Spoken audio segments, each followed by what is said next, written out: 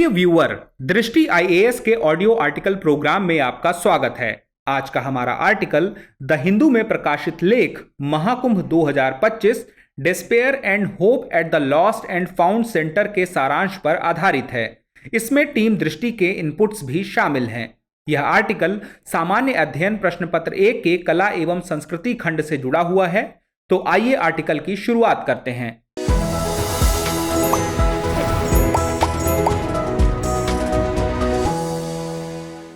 इन दिनों महाकुंभ 2025 को लेकर देश में खूब धूम मची हुई है।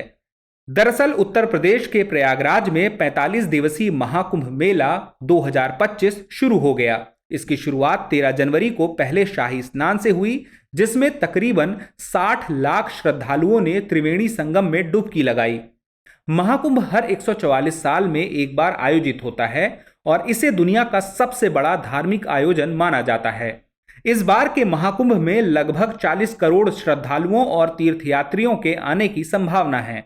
महाकुंभ के दौरान प्रमुख स्नान तिथियों में पौष पूर्णिमा, मकर संक्रांति, मौनी अमावस्या, बसंत पंचमी, माघी पूर्णिमा और महाशिवरात्रि शामिल हैं। इन तिथियों पर लाखों श्रद्धालु पवित्र गंगा, यमुना और सरस्वती नदियों के संगम पर स्नान करेंगे। इनमें मौनी अमावस्या को सबसे महत्वपूर्ण स्नान पर्व माना जाता है। इसके अलावा वसंत पंचमी और माघी पूर्णिमा के अवसर पर भी भारी संख्या में भक्त स्नान के लिए आते हैं। वहीं महाकुंभ में करीब 13 प्रमुख अखाड़ों के साधु संतों का शाही स्नान एक विशेष आकर्षण होता है। पारंपरिक जुलूस और धार्मिक विधानों के साथ ये साधु संगम तट पर पहुंचते हैं और स्नान करते हैं। इसके बाद आम श्रद्धालुओं को संगम में स्नान का अवसर मिलता है। प्रशासन ने इस आयोजन को सफल बनाने के लिए व्यापक तैयारियां की हैं। अस्थायी घाटों का निर्माण, प्राचीन मंदिरों का सौंदर्यीकरण और नई सड़कों का निर्माण किया गया है। सुरक्षा के लिए 50,000 से अधिक पुलिसकर्मी तैनात किए गए हैं और भीड़ प्रबंधन के लिए 2,500 से अधिक कैमरों का उपयोग किया जा रहा है। इसके साथ ही स्वच्छता सुनिश्चित करने के लिए 20,000 सफाई कर्मी और 1,50,000 अस्थायी शौचालय बनाए गए हैं। आइए जानते हैं महाकुंभ की पौराणिक मान्यता के बारे में। महाकुंभ की पौराणिक मान्यता प्राचीन भारतीय धार्मिक और सांस्कृतिक परंपराओं से जुड़ी हुई है। इसका उल्लेख वेदों, पुराणों और महाभारत जैसे प्राचीन ग्रंथों में मिलता है। मान्यता है कि महाकुंभ का आयोजन समुद्र मंथन से निकले अमृत के कारण होता है। पौराणिक कथा के अनुसार देवताओं और असुरों ने मिलकर अमृत कलश पाने के लिए समुद्र मंथन किया। जब अमृत प्राप्त हुआ तो इसके बंटवारे को लेकर देवताओं और असुरों में विवाद हुआ। इस दौरान भगवान विष्णु ने मोहिनी रूप धारण कर अमृत का वितरण किया, लेकिन अमृत कलश की कुछ बूंदें धरती पर 4 स्थानों प्रयागराज, हरिद्वार, उज्जैन और नासिक में गिर गईं। इन स्थानों को पवित्र माना गया और यहां महाकुंभ का आयोजन होता है। ऐसी भी मान्यता है कि महाकुंभ में त्रिवेणी संगम यानी कि गंगा, यमुना और सरस्वती नदियों के संगम में स्नान करने से सभी पापों का नाश होता है और मोक्ष की प्राप्ति होती है। धार्मिक दृष्टि से यह समय विशेष खगोलीय स्थिति का प्रतीक है, जब सूर्य, चंद्रमा और बृहस्पति ग्रहों की स्थिति अद्वितीय होती है।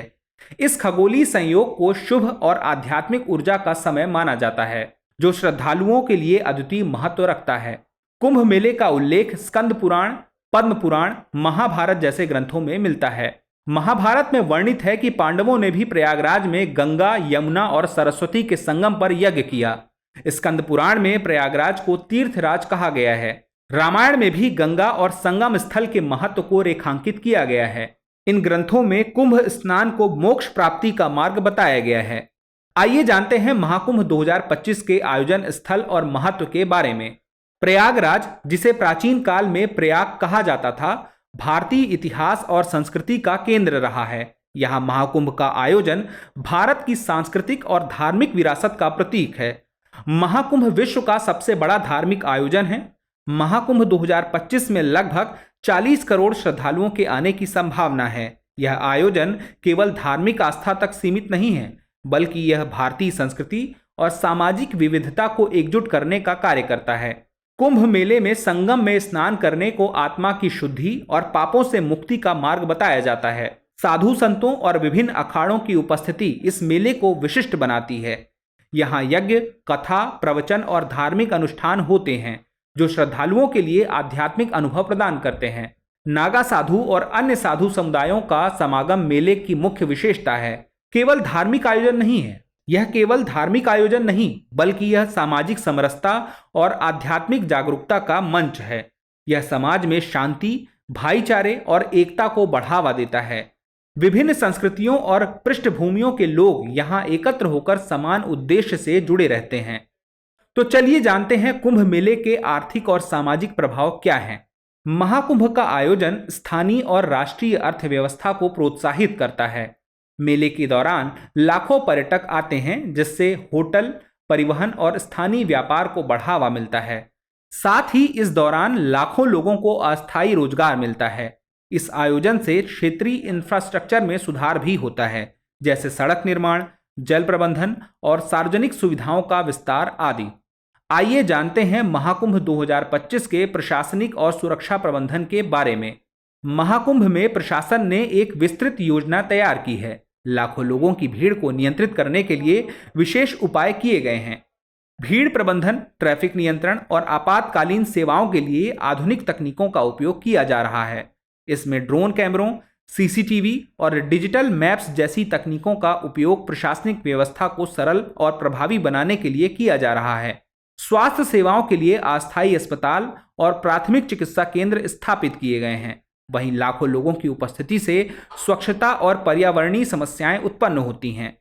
गंगा नदी के प्रदूषण को रोकने और कचरा प्रबंधन के लिए विशेष कदम उठाए गए हैं। इसके लिए सरकार ने स्वच्छ कुंभ अभियान और जन जागरूकता अभियान चलाया है, जिसके अंतर्गत प्लास्टिक के उपयोग को प्रतिबंधित किया गया है। संगम क्षेत्र को स्वच्छ और पर्यावरण के अनुकूल बनाए रखने के लिए स्वयंसेवी संगठनों की मदद ली जा रही है।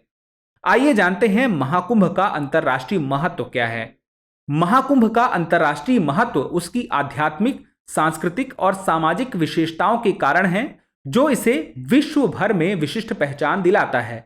यह आयोजन न केवल भारत बल्कि विश्व के लिए भी आकर्षण का केंद्र है, क्योंकि इसमें विभिन्न देशों के श्रद्धालु, शोधकर्ता और पर्यटक हिस्सा लेते हैं। महाकुंभ को मानवता के सबसे बड़े शांतिपूर्ण सम्मेलनों में से एक माना जाता है, जहां लाखों लोग एक साथ धार्मिक अनुष्ठानों और स्नान में भाग लेते हैं, जिसके चलते इसे यूनेस्को की धरोहर में शामिल किया गया है। गौरतलब है कि इसे यह मान्यता यूनेस्को की अमूर्त सांस्कृतिक धरोहर के संरक्षण संबंधी अंतर सरकारी समिति ने प्रदान की है, जिसके चलते इसे मानवता की अमूर्त सांस्कृतिक धरोहर की प्रतिनिधि सूची में शामिल करने का निर्णय दक्षिण कोरिया के जेजू में हुए अपने 12वें सत्र में लिया गया। महाकुंभ की एक बड़ी विशेषता इसकी विविधता है। यह आयोजन विभिन्न धर्मों, संस्कृतियों और राष्ट्रीयताओं के लोगों को एक मंच प्रदान करता है। अंतर्राष्ट्रीय पर्यटक महाकुंभ में भारतीय संस्कृति, योग, ध्यान, आयुर्वेद और धर्म के गहन अध्ययन के लिए लोग आते हैं। यह आयोजन भारत की सॉफ्ट पावर को बढ़ावा देने का एक महत्वपूर्ण माध्यम है, जो देश की सांस्कृतिक धरोहर को वैश्विक मंच पर प्रस्तुत करता है। इसके अलावा महाकुंभ में आने वाले विदेशी पर्यटक भारतीय अर्थव्यवस्था को भी बढ़ावा देते हैं। उनके आने से पर्यटन, स्थानीय व्यापार और अन्य सेवाओं में वृद्धि होती है। इस प्रकार महाकुंभ न केवल भारत की सांस्कृतिक धरोहर को समृद्ध करता है, बल्कि वैश्विक स्तर पर आध्यात्मिक जुड़ाव को भी बढ़ावा देता है। आइए जानते हैं महाकुंभ का समकालीन महत्व क्या है। महाकुंभ भारतीय समाज की एकता का प्रतीक है। यह विभिन्न राज्यों और भाषाओं के लोगों को एकत्र करता है और सामाजिक सद्भाव को बढ़ावा देता है। डिजिटल तकनीकों का उपयोग महाकुंभ 2025 को आधुनिक युग के अनुरूप बनाता है। ऑनलाइन पंजीकरण, लाइव स्ट्रीमिंग और डिजिटल भुगतान जैसे उपाय मेले को और अधिक सुलभ और प्रभावी बनाते हैं। निष्कर्ष, महाकुंभ 2025 केवल एक धार्मिक आयोजन नहीं है, बल्कि यह भारतीय संस्कृति, परंपरा और आध्यात्मिकता का अद्वितीय संगम है। यह आयोजन न केवल धार्मिक आस्था को सशक्त करता है, बल्कि सामाजिक एकता, आर्थिक विकास और पर्यावरण संरक्षण का भी संदेश देता है। महाकुंभ भारतीय समाज की विविधता और समृद्ध सांस्कृतिक धरोहर का प्रतीक है। यह आयोजन विश्व स्तर पर भारतीय संस्कृति को प्रस्तुत करता है और वैश्विक समुदाय को भारत की आध्यात्मिकता और सामाजिक ताने बाने से परिचित कराता है। हमें इसे संरक्षित और सशक्त करने के लिए सामूहिक प्रयास करने चाहिए। तो व्यूअर्स, आज की चर्चा के लिए इतना ही। तो चलिए चर्चा को विराम देते हुए नोट कर लेते हैं आज का सवाल। सवाल है, महाकुंभ जैसे विशाल आयोजनों में पर्यावरण संरक्षण और प्रशासनिक प्रबंधन के लिए कौन कौन से कदम उठाए जा सकते हैं? चर्चा करें। डियर व्यूअर्स, अपने एग्जाम की तैयारी को और बेहतर करने के लिए हमारे चैनल को लाइक, शेयर और सब्सक्राइब करना न भूलें।